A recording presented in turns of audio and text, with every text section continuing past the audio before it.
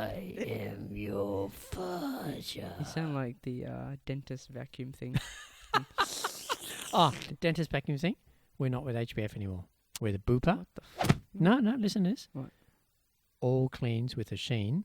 are All free. cleans with the sheen are free. Yes, mate. Yes. Yes. Hello, everyone. Welcome to this episode of FuReel Podcast 2020. 2020. What is up? On the podcast, we talk about what we experience whilst we're practicing and teaching Kung Fu and Tai Chi, how it benefits our lives, and the three parts that make us whole: the mind, the body, the spirit. Here next to me is Sifu Gawain Su, Master of Jhung Academy, aka Mifaja. My name is Jhung Su. I'm a senior instructor at the academy, and whilst you're listening and you have any questions or wonderings for the podcast, you can always send them through to our email address, FuReel@jingmo.com.au. That's FUREEL@GINGMO.com.au. Before we roll the intro, I'll just disclaimer, you might hearing some music in the background. The building next to us is playing really loud music, so whatever you're hearing, Tango. that's not us. Spanish tango? No, Argentinian tango. Right. Yeah. There you go. Cool. FuReel is about passion, it's about culture. It's not just about sharing a Chinese martial art, but it's about sharing the light at the end of my tunnel, and maybe this could be the light at the end of your tunnel, or you can just enjoy some really cool content, and this is FuReel.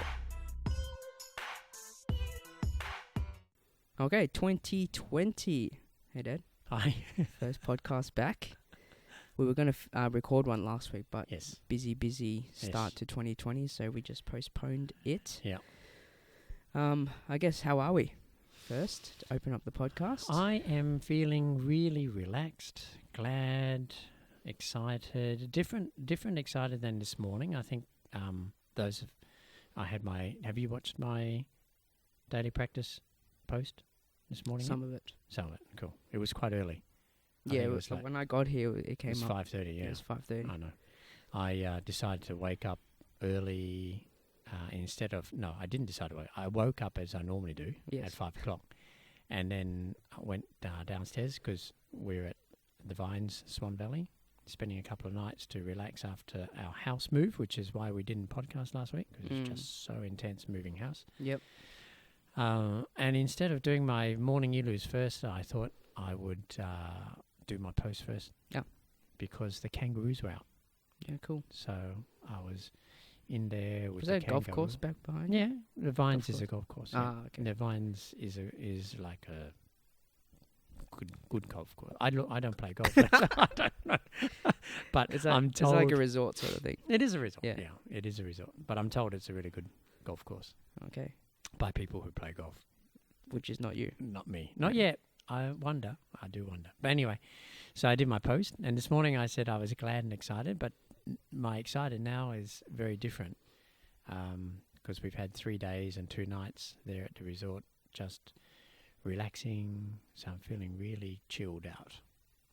It's really Okay.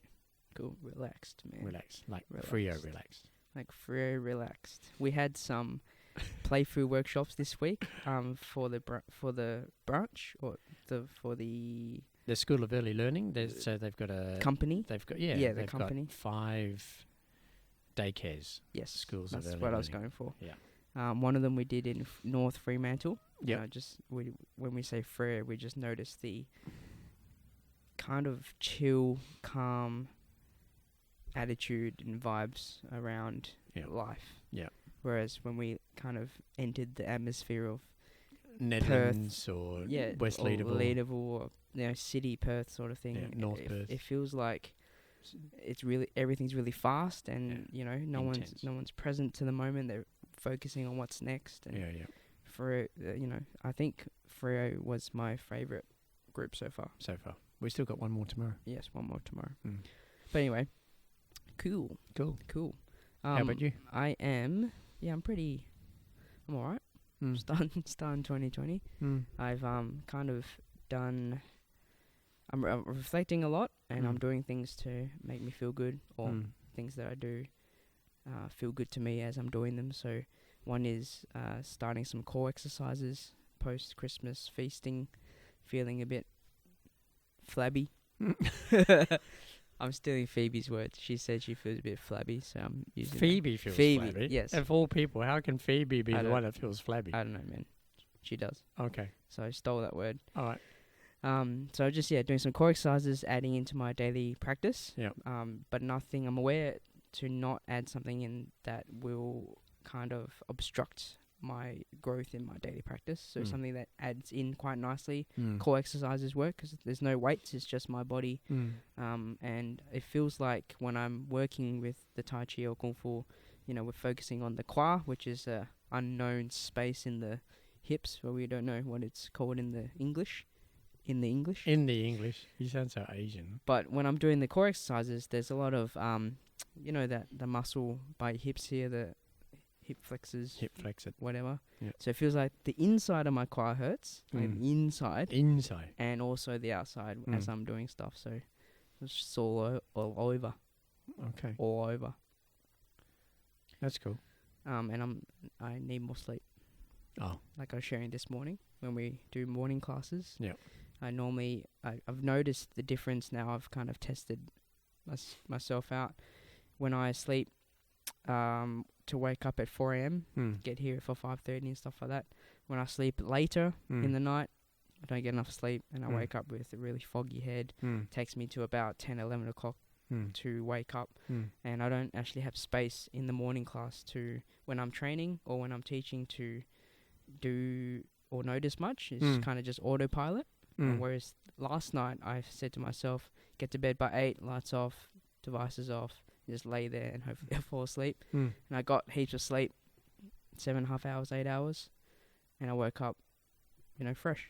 Cool. So just noticing that feeling, what I need to feel alive, man. Feel alive. One thing intrigues me is why you wake up at 4 o'clock? Like you have to be here at 5:30. Because I take ages to wake up. I literally take ages to wake up. But if you get more sleep, you might actually wake up faster. Well, I'm early in the process. Oh, okay. You heard me. I tried this last night, didn't I? Jeez. Okay. So critical of my research. Not critical. Not critical at all. Anyway, all right. let's talk about your 100 week this week of your practice. Yes. Do you want to give a quick summary of what we mean by the 100 weeks? Yes, for those who haven't heard about it. Yeah. There is an ancient Tai Chi principle. We are sweating, by the way. It's really hot here. Hot. It is so hot. Oh my It's like- god. Those who are watching it on YouTube will see that we're shiny. We're shiny. We're Also shiny. constantly wiping our face. Well, forehead. I don't wipe my forehead. Okay. Okay. Critical, my research. So the rule is called the rule of 10,000. Yes. And the rule of 10,000 states that after 10,000 sets of, in this particular case, the Chen style Tai Chi practical method Yilu, that my body will change the way it moves and will never move the same way again. And that was Shifu Master Chen Zhonghua, our teacher, who said that to me once, several years ago. And so I decided that I'd test it out. Yep. And I figured that it's actually about consecutive weeks. It's like consecutive Yilus, not do 100 this week, do nothing for 3 weeks or a month, and and take 15 years to do it. I figured that no one's actually said this to me, but I just figured that it must be about being consecutive. Yeah, to have an impact. Have an impact. Yeah. Well, to have the maximum impact. So I thought, all right, if I do 100 a week for 100 weeks, that's 10,000. Away we go. So I started on the 16th of February. 2018. Yeah, cool. Birthday of Willem. Yes. Your little brother. Yes. I know that. I know you know that. Yeah, I know that. Others may not know that. All right. Okay. Cool. Okay, so what have you kind of noticed, good, bad, or like you're completing on Saturday, yeah? Yes, so this week is week 100. Yeah. So Saturday is the last day. I do Yilus on Sundays, but I mark Monday to Saturday. Yep. And so Saturday is the commemoration day, yeah, basically. Yeah, So what are like good, what bad, about it? Good, bad? advice, Advice. whatever. Well, advice. All right, good, bad. Good. The good thing is that now it doesn't feel like it's a chore. Mm. In the early stages, it was really hard, like trying to figure out how to fit 20 in a day. So I often get asked, well, how long does it take to do one? And generally it takes about an hour to do 10, generally, depending on whether I'm repeating parts because I didn't feel comfortable with it, or I'm going extra slow because I wanted to get lower in my stance, or I'm going faster to raise my heart level, my heart rate, whatever. So fitting the 2 hours in was a big challenge to start with, because I guess, like most of us, we fill our days are full, and then you try to add in something else is challenging. So that was hard. I think I got my rhythm around week 40. It felt like around week 40 that it wasn't hard anymore. Mm-hmm. Like there are still times where if I am pressed, like over Christmas, because we drove 6 hours to Denmark, you can't do any U-loos safely on the side of the road and stuff like that. Yeah. So it gets a bit pushed. But generally speaking, it's not hard now to do 20 U-loos. I do 24. 3 lots of 8 is quite nice. Good, bad.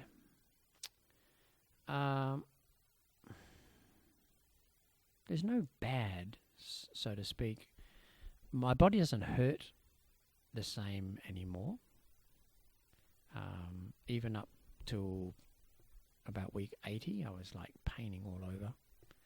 And now at week 100, I don't feel the same pain. I have more space. I don't feel pain. I do feel pain. Okay. I have more space in my head when I'm practicing now to look at detail, because I'm not distracted by pain. Yeah. Because because of the pain it takes up so much attention. Yep. So I don't think that there's really a bad thing. I guess the most inconvenient part of it has been the changing of my shoe size. That's been really inconvenient. Agreed. So I like shoes. Okay. And so therefore I've had to give away shoes because I can't fit in them anymore. And it was really sad because I really like wearing them, and thankfully my number one favorite pair of shoes still fits me. So I find every opportunity to wear them. The upside to that is that I just wear one type of shoe now. I just wear the fair use. I have different colours for different wears. Black ones for office wear and white ones for training, and that's it. Yeah. So I just wear those all the time. So I have a lot less pairs of shoes around the place. Yeah. Yeah, I found the same, especially when I came back from China a few years ago. My shoes grew one size, and then within that year grew another size. So European, I went from 39, then came back, I was 40, pushing 40, and then within that year I was 41. And size 41. Size 41. Because you're still only 24. And I actually went out in a pair of shoes in New Year's this year, one of my favourite pair of shoes, and then just, went out of the house, and whilst I was out, realised they were too small. I was like, these are the size 39 shoes. So I can't wear them anymore. That's not good. Yes. Yes, that's inconvenient. Yeah. The shoe size. But otherwise, everything's pretty normal. All right. Yeah. Was any advice maybe for some who are, wanting to practice every day something, or even Jing mowers? How, because there's so many ways not to do it, right? So many reasons. So let's name a bunch, like I'm not in the right place, there isn't enough space, I don't have the right shoes, too tired, don't feel like it, no time, like those. So there's so many ones of not so many reasons of not doing it compared to let's do this. Well, I reckon the first thing for me is that there has to be a collaborative arrangement. I could not have done this if it wasn't for you and Marianne allowing me the space, and Isabella, she's old enough to know what it's like for me to be committed to do something, whereas William's not.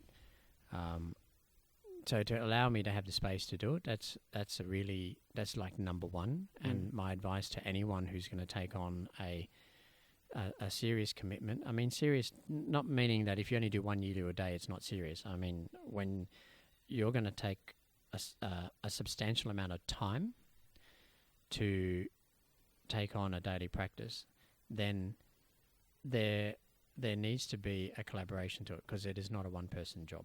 Yeah, it's can't not just drop everything. You can't just drop everything. It's not a gig, a solo gig. It's particularly if you have family, or you're in a relationship. There needs to be some communication and some agreements around it, because there were two times in the last 100 weeks where Marianne withdrew. She just said, "That's it. I take away my support. You do not get 2 hours a day to do your Yilus. That is it. I've had enough." Like there were two times where she just lost it and said, "No, the pressure's too much," because at that stage, William was born only 100 weeks ago, so we go through all those spaces. Now he's a toddler and almost 2. In 4 weeks' time, he'll be 2. It's much easier now than it was, say, like 50 weeks ago. Yeah. Right. So, when you've got the pressures of life, it has an impact on everyone. So that's what it is, isn't it? It is pressures of life. Pressures of life. So I reckon number one thing, regardless of either doing 1 Yilu or you're playing flute for half an hour a day, like Pierce or whatever. I don't know how long Pierce does it, but Pierce plays the Japanese flute. Or learning. Or whatever it happens to be that is one's daily practice. If we are in an environment where we are sharing a space, there needs to be, number one, transparency and support around it. Mm-hmm. Right. So that's the first thing, advice. 2, for me, it's the Tai Chi principle of turn every push into a pull. Set a routine. Yep. And I'm quite ambitious when it comes to my practice, and competitive. Like that's just one of my character traits. So I know that for me, setting a routine that is sustainable is hard, because I always aim far out, and I've got to pull it back. Yep. So being mindful around what is sustainable and testing the waters. Now, I started with 20. Yep, a day. And I thought about it for quite some time. It's like, well, how am I going to do this? 20 a day is substantial. And it didn't feel comfortable doing 20 a day either, because when I first started, I wasn't doing 20 a day. So there's that physical and mental barrier to get past. So the second point is to set a routine. I know there are some Jingmos out there who will do 2 a day, or 5 a day, or 10 a day. And it's just a matter of, okay, that's what I'm going to do, stick to it. Yeah. Just keep working with that and stick to it for a reasonable period. I call reasonable 6 months. Some others might call reasonable 1 month, right? This is not a rigid thing. It really is. It's an individual pursuit, and it's a very intimate experience that we have when we go into daily practice. So, 2 is routine. That's it. And the third thing is just stay present to how we feel. Because it's like everything. There are times where it's really good, really positive, and then there's the opposite end of the seesaw when it's really shit and it feels really negative and you wish you'd never done it. And like there was moments like that for me as well. But there's no fixing that. Yeah. You can't avoid it. Yeah. It's just part of the journey, because for me, that is how I learn more about my responses to pressures. Yep. And that's what it's all about. Yep. So, that's it really. They're the three things. Just stay present to how we feel. Yeah. So, all the other stuff is just on the edge. You know, it's like, where and when and how do you overcome. Like yesterday morning, I was doing my Yulus on the side of the major road, where the Vines is. Oh, right. There's a main road. Just walk out to the side of the No, road no, somewhere. no. It was the only flat piece of grass because it's a golf resort, so everything's undulating. Put your foot in a hole. Yeah, well, you put it in a hole, but 18 like holes. everything's. Yeah. Oh, it's Hole in like one. Very good. Anyway, so and I didn't want to do it on a green because that's really special grass. With the shoveling foot, you'd be tearing up. No, I couldn't do that. So I just found one patch of grass, but happened to be right beside the road, the entrance of the Vines, where we were staying. So I had to overcome that people watching me thing, and I figured when I was doing it, I thought, wow, if it's hard for me, I wonder how it is for others who don't do 24 a day. I don't have the same commitment or background. How would they do it? Like even in their own front yard, maybe they can only do it when no one's watching or everyone's asleep. So there are all these barriers as well, which for what I think about them is that they're things that we just work out as we go. There's no magic formula. You can't ignore it. Can't pretend it's not there. It is going to be there. And people are going to ask questions. People are going to look. People are going to look and pretend not to be looking, all that sort of stuff. So, that's it really. Those are the three pieces of advice, if I could leave any. I've had that experience, or still do, when people are watching or I'm doing it at the park or something like that. And I think that ties into, your third advice, noticing how you're feeling. Because for me, that triggers feeling embarrassed and shy, and noticing that and reflecting during my Yulu. This is what I've done, and going to something like not to distract myself, but going to the core of what I'm doing. So I'm trying to do, elbow in, open the kwa. That helps me bring me back to my Yilu and the thinking about, or when I'm triggered thinking about the triggeredness. For me, feels like it's up here, it's in my head, and I'm attached to that person driving by, even though they've driven by. I still think about that. Then I lose my place in my Yilu, and feels like I'm floating, and helps me get back into what I'm working on. Yep. Cool. Yeah. All right. Well, leading with the Yilus. Yeah. The 100 weeks. So seeing Brendan, I've posted up a question saying that we are starting a podcast again. Any questions for 2020 so far? Seeing Brendan has one for you. That's related to your 100 weeks of Yilus. What advice would you give yourself back at week 1, and why? What advice would I give myself back at week 1? Yeah. And why? Yeah. Oh. It's a very Seeing Brendan question. Yes, it is. Hi, Seeing Brendan. Did he come in this week? No. Oh. Advice. That's a really good question. I don't think there is anything I would say that would be useful. Okay. Yeah, serious, because it would not make any sense to me, regardless of what advice it would be, because until I've experienced it, I would never really appreciate it. Yeah. And I would have no ownership over it. Like, I can't embody advice, because then it becomes I'm following a command. And if I follow a command, then I've actually given away my power, and I've lost presence with what's happening now. Yeah. And it's almost like somebody else is doing it. It's not me doing it anymore. Yeah. So I guess well, maybe that is it. Maybe the only advice I have is you just got to trust yourself. Yeah. And the the 3 points that I mentioned before, and that is collaboration, routine, and presence. Have those 3 in mind, and just trust yourself. Yeah.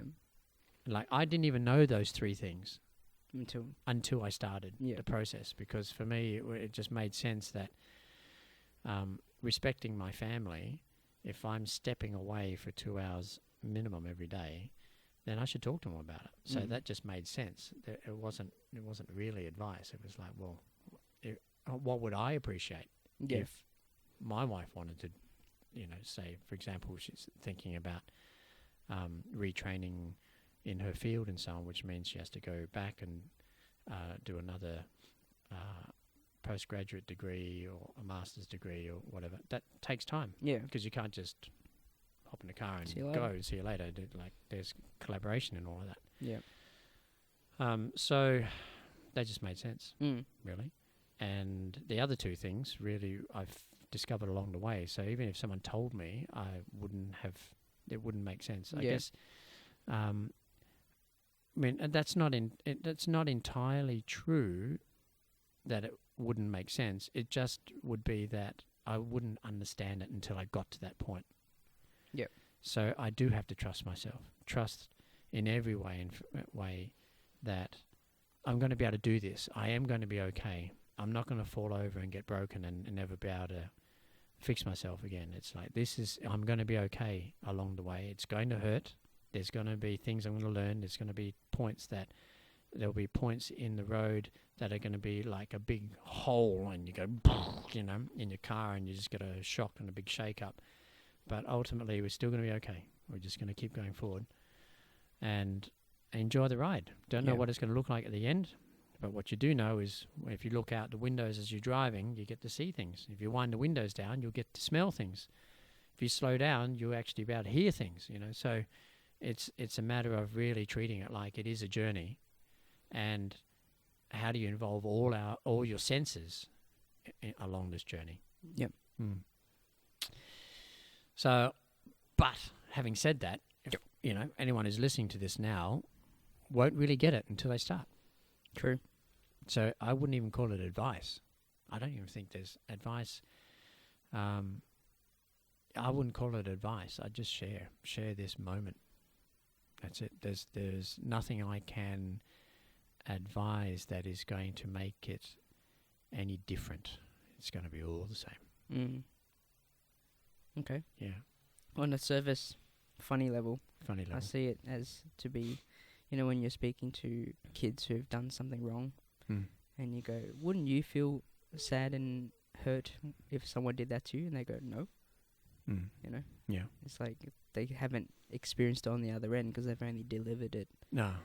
That, Yeah. It's like, no. Yeah. So I think you would. Yeah. But you can't. But they can't grasp that empathy. Yeah, they can't empathize in that moment because that's right. they haven't experienced being. Whatever. Yeah. Do you know what I mean? Yeah. Yeah. Cool. Cool. Second question from Mr. Andy. Andy. I was hoping you just anyway. Yeah. He goes, not a question as such. Yeah. No, not a question.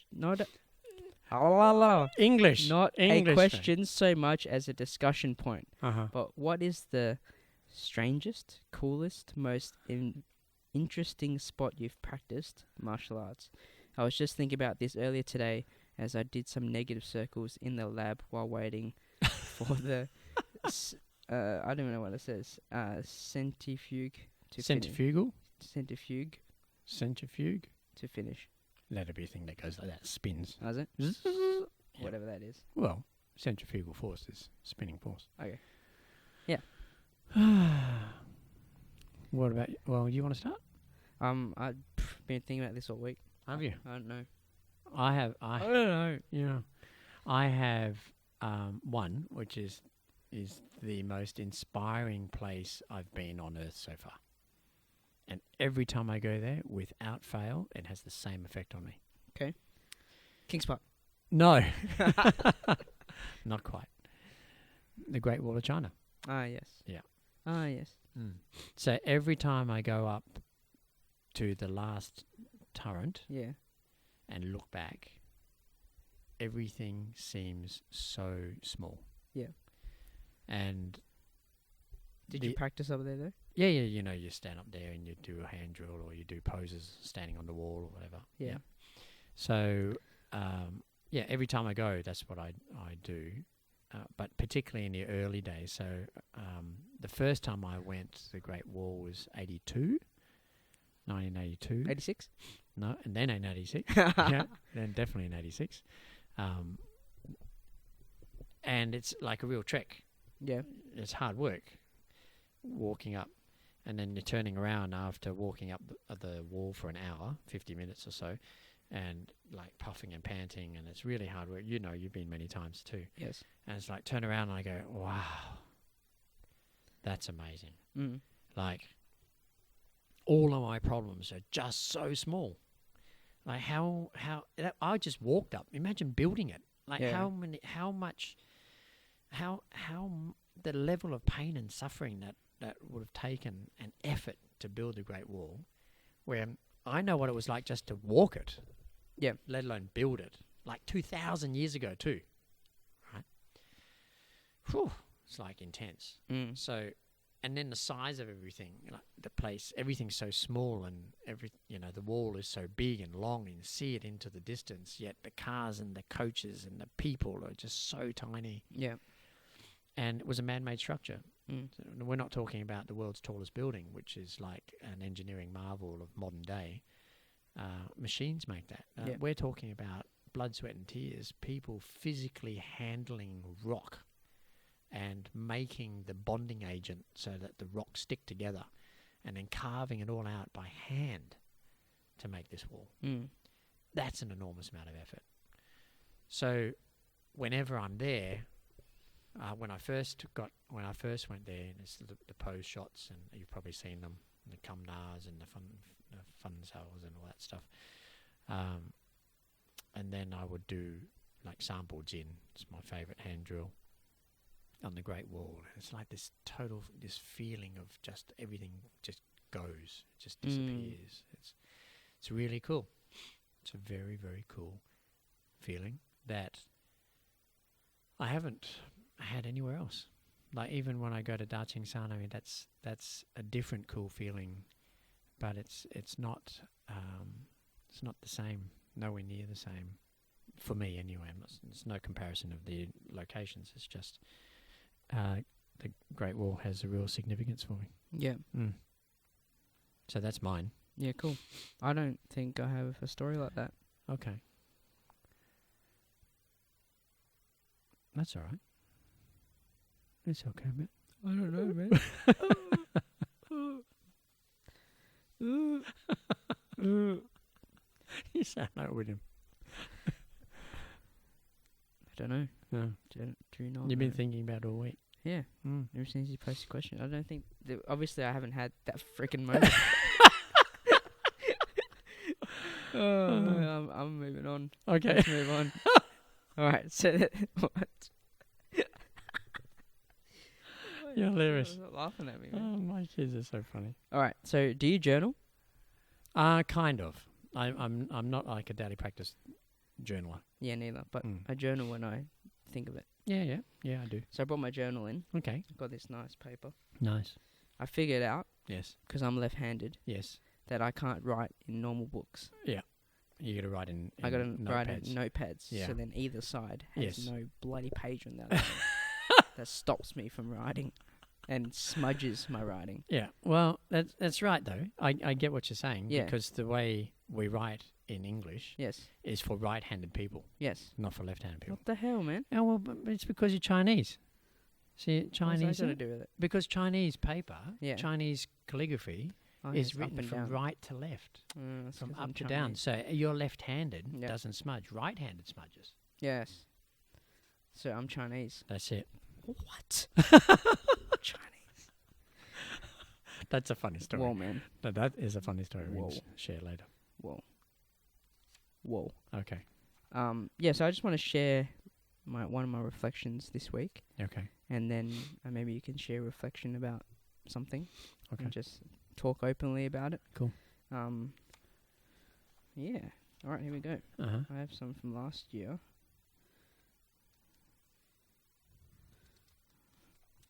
For those who are watching, he's flipping pages. Yeah, I'm looking.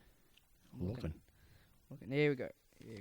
Right, so on the 14th, which was 2 days ago. Tuesday, I also write Mad, Sad, Glad, Scared on it. So out of 10 rating, Glad was 8, Scared was 5, which was a bit nervous. And Mad, Sad was 0. I said to myself, finally feeling awake into 2020. I feel like the first week, obviously we're moving house and stuff, but it wasn't, it was autopilot. It didn't feel like a welcome 2020 for some reason. So finally feel awake. 2 reflections. One was daily practice throughout my holidays felt really good and positive. When the classes started for 2020, I didn't feel out of shape or out of condition. I didn't feel like I needed to spend a few weeks catching up, which I wrote in inverted commas. So I felt like it was just another day and week. So it was really positive in that, noticing difference, how I felt previously when I don't practice. And I've heard from others that they feel tight and out of shape and all that stuff. But yeah, I didn't. And it feels good. So number 2, it was enjoying adding Kung Fu to my daily practice. So I think late in last year, I added some hand drills in. Doing odd days in hand drills. Odd days? So like Monday I do Tai Chi, Tuesday I do Kung Fu, and so on. So I'm just really enjoying that. Feeling like my conditioning and my form is back. So the first few months was, because I've done so much Tai Chi daily practice, to Kung Fu took a bit to kind of get back into my rhythm around it. And being able to maintain all elements of Sambo Jin throughout the whole drill. Sambo Jin being one of the hand drills. So that was my reflection for 2020. Do you have any reflections or questions, or you can relate to something that I've shared? I can. I've been thinking recently what daily practice means, because most people whom I speak to about the rule of 10K say, well, what are you going to do now after 100 weeks? So I've been thinking about that. And it's not about what I'm going to do, but it's actually about what daily practice means to me. And what I've noticed is that my daily practice has been, in the first stage, has been like a discipline regime and fitness regime. So the first stage of it was like, I've got to get the discipline. Then once I got the discipline, then the fitness came, because my fitness level was like, I just noticed that my aerobic fitness and my cardio is much better than it was prior to 100 weeks. My weight has stabilized. I still eat a lot, but now I'm kind of like hovering around 70 kilos, and I feel really good. My knee doesn't give me any problems. Once I put on another 5 kilos, when I'm 75 and above, I get sore right knee and all sorts of stuff, and back aches and so on. So my physical body is much better. But the thing that makes the biggest difference is my mental and emotional state. So it totally transforms the way I respond to life. By having a daily practice, and it has tempered me. Like I can hear my responses and feel my responses are so much cooler. Cool, right? Cool, man. Cool. So I don't flare up like before. And in testament to that, for those who have followed us, several weeks ago we had a very challenging moment at a Tai Chi event, and I kind of watched myself. It was amazing. It was like I was watching myself responding to the aggression and wondering why I wasn't being aggressive back, because that's my standard reply. Someone gets aggressive with me, I get more aggressive. So if I'm louder, then I can hopefully suppress that so it doesn't flare up. But of course, what ends up happening is it flares back. And Yeah. so that was like confirmation for me that daily practice, in my case at least, leads me to non-violence. Because I've asked this question a lot from about 2004, when I was active around stopping the cycle of violence, both in my family as well as in our academy. Yep. Because prior to that, you probably do remember the feeling has a lot of fear around, because when we're training, it's like dog eat dog, Yep. survival of the fittest. And so in 2004, when I changed the name of the academy from Malcolm Su Kung Fu School to Jing Academy, that was my stand to say, this all stops. We're changing it now. And of course, then the last flare-up happened and the rest is history.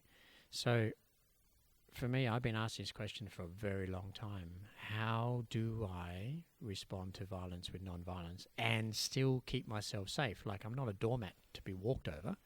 People can't just flog me and I'm not going to defend myself. No, that is not it. So I've found that daily practice has supported me in developing that.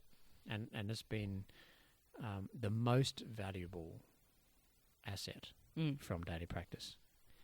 And for me, I believe that it's critical, as at the moment, I'm holding the flag for Jing Academy and Jing Kun, and leading from the front, I set the standard of, well, why do we do this? Like, why? Why do we learn Kung Fu and Tai Chi? Why do we learn martial arts? And how do we translate that into everyday life? I believe that it's part of my responsibility as the Sifu, because that's where I stand right now, to be able to live that and lead from the front, lead by example. So, like for me, daily practice is going to be with me for the rest of my living years. I know now, Marianne and I have spoken about that a long time ago, probably about around week 50 or 60. What am I going to do? And it was, well, I'm going to keep going till I'm 60, so it's 5 more years. I'd like to work up to doing 10,000 a year, but that requires me to do 30 a day. If I do 30 a day, then I think I added it up the other day, and in the same pattern that I am now, 30 a day for 6 days and then 10 on Sundays. I think I'm at like 9,980 yilus by the end, so I'm 20 short. Yep. But, that's my aim, because I want to see what my body is like and what I am like after 50,000 yilus. So I want to see that. Not because there's a rule, not because there's a principle that I'm trying to test, no theory. It's just, it just feels like that's the next point for me. Check out what happens after 50,000 yilus of continual, consecutive practice. This is what it's about. And for me, it's like, you go into an environment of learning, and you'll often hear about emptying your cup before you go to learn, rather than go in with your cup full and try to, as an analogy. For me, I see the role of any of us who are leaders of organizations, or so just martial arts. So anyone who's a teacher of martial arts, I believe that the best thing we can do for ourselves and for the art that we practice and for the students who learn the art is to improve ourselves. Because if we improve ourselves, the analogy for me is that we're increasing the size of the bucket. So you go from a glass or cup to a bucket. So the more I practice, the better I get, the bigger the volume is, which therefore means there's more space for others to learn. I'm not talking about numbers. I'm talking about like each individual has more to learn if I'm progressing, if I'm learning. Yeah. So I believe that it becomes a richer environment just by nature of me practicing. Yep. And when I retire and that's not my role anymore, whomever takes on, I'm pointing at you, whoever takes the next stage. I mean that's what you said you like to do. But at the time, when the time comes, you'll know that's right for you or not. Like it was for me, I never asked for it. It was the right time. It was very natural. So then that will be your role to create the space. Yep. And how much learning and what you're giving to the arts, because you practice line dancing, Hokusai and Fatsan, you do practical method Tai Chi, you do Jing Kun. Yeah, so there's 4 things there that you practice. Whatever you put in is then reflects on the amount of space that's available for others to learn from. Yep. So I'm going up until the age of 60 and decide what's going to happen after that. I don't know. I'm keen to see what my body is like, what I am like after 50,000 Yulus, and all of the reflection that happens over the next 5 years through the practice. And I'm sure that there are going to be some really challenging times, because there's no such thing as change that comes without some pain. And sometimes that pain looks like what we experience daily, feet changing size and body hurting. And then sometimes the pain looks like what we had several weeks ago, a complete surprise from an event that, completely went sideways. Yep. So, regardless, there needs to be, that's just part of the evolution. Yep. Yeah. Well, as you were speaking, there were 2 things that came to mind for me. 2 spots where I've reflected over the holidays. One is I did more practice in the holidays because I had more time, obviously, doing the practice, and noticing the discomfort of, this is the holidays, this practice should be really good, why doesn't it feel really good? Oh, right. What is good? Exactly. Right. So just practicing through and processing through that feeling of, I'm on holidays, I got all the time in the world, why doesn't this on this day feel as good as I think it should? And that was just discomfort within myself. And then another point was when I do practice, if there was a, what do you call it, the person in the courtroom who writes down everything? Oh, yes. I don't know. There's a specific name. Yes. Yeah, but because it's the machine they use. Yeah. Yeah, it's you know what I'm talking about. Yeah. So if there was someone doing that for my thoughts and stories whilst I was practicing, I think that'd be crazy, because that's why I journal. I try and get some of it on paper, because I feel like I notice so much and I clarify so much, and there's so much going on that it really helps me every single day. So the practice, I've moved away from, if I can do this many drills, then I'm pretty good at it, and people can respect me more on that ego side. Whereas I practice to refuel myself every day, apart from sleeping, eating. It does that for me, whether I'm doing Kung Fu or Tai Chi. So refueling myself, actually, in that reflection, I live, and then I go about, and then I have, like you describing the bucket, then I have more space for emails, I have more space to spend time with my sisters, I have more, just more space to live, compared to if I was just so rigid and my cup is so small. Got a espresso shot cup, right? Espresso cup. Yeah. So yeah, that's what came to mind. Is that it's more than. I guess that's why I'm conscious of reflecting and doing better every single day, not just my skills, but for me personally as well. And I noticed this week when we're doing these workshops that I felt quite nervous around it, mainly because the unknown of what's it going to look like, but also, am I good enough to do this, to stand in front of, and because classes are so structured that I feel like if I just follow the structure, it's an easy class. So without that structure, I was kind of lost. doing these workshops. So for those who are listening, what it looks like is we're contracted for half an hour at these daycares for kids from 3.5 to 4.5 ish. About 5, yeah. Before they go into Preschool is the ages. And they call it the holiday program, so there's some kids are signed up for it as well. So we all know what kids are like. They can't really hold their attention for long. So at 20 minutes, at 22 minutes, 25 minutes, we're like very short to 30 minutes. Yeah. That they start, losing their concentration. They need their carer. Drink of water. My legs hurt. They need to sit down. All that stuff.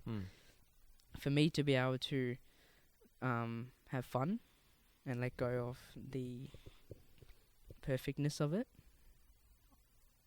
I feel like because I'm reflecting and noticing myself every day, that in that moment I can do it much quicker than if I wasn't practicing, because then I'd lead by how I'm feeling. So if I was feeling nervous, then everything would be all over the place, and I wouldn't be just demonstrating well, and the kids would be everywhere. Whereas because I feel like process that, go, well, this is how I'm feeling, it's alright, work through it. It takes a bit short. It doesn't take as much time for me to process. Then I feel more confident, and then I come back from that. So yeah, cool. I have a quote. Oh, okay. From our friend Bruce Lee. Okay. That we say that loosely because Yes. we've never met him. No. But I think it really touches base with how what I've reflected on just then. Sure. So it says, fear comes from uncertainty. Mm-hmm. We can eliminate the fear within us when we know ourselves better. Bam. Bam. Bam. That's cool. Bamboozle. That's cool. Boom. Awesome. I like the quote. Yeah. Anything else? Anything else with you? No.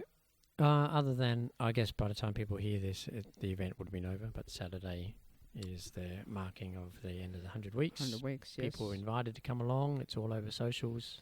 Saturday, 18th of January. Yes. 2020. 2020. There's no point saying 9:30 to 11 because by the time I hear it, it's already gone. Or if you could travel back in time. Yeah. There's probably time travelers there. If you could turn back time. Oh, you're not going to say all right, well, shall we wrap up the podcast episode? Yes. Okay, I'm happy to do that. Cool. Well, that brings us to the end then. All right. Before we sign off, any final words? Huh? No. Okay. All right. Well, great. Thank you. You can see more FuReel content on Instagram at FuReel Official and YouTube at FuReel TV. By the way, I am doing my weekly vlogs. Well, I'm trying to. It's a hard process. I'm reflecting on my daily practice as we do on the podcast and showing you some of my practicing. Put the camera on a tripod in the corner, trying to get some cool angles so you can see me practice, and then I reflect on what I noticed that week. So if you want to check that out, YouTube at FuReel TV. Whilst you're listening and you have any questions or wonderings from what you've heard, then send us an email to our email address, fureel@jingmo.com.au, FUREEL@GINGMO.com.au. And once again, thanks for tuning in. See you in the next episode. Cool. Thank you. See ya.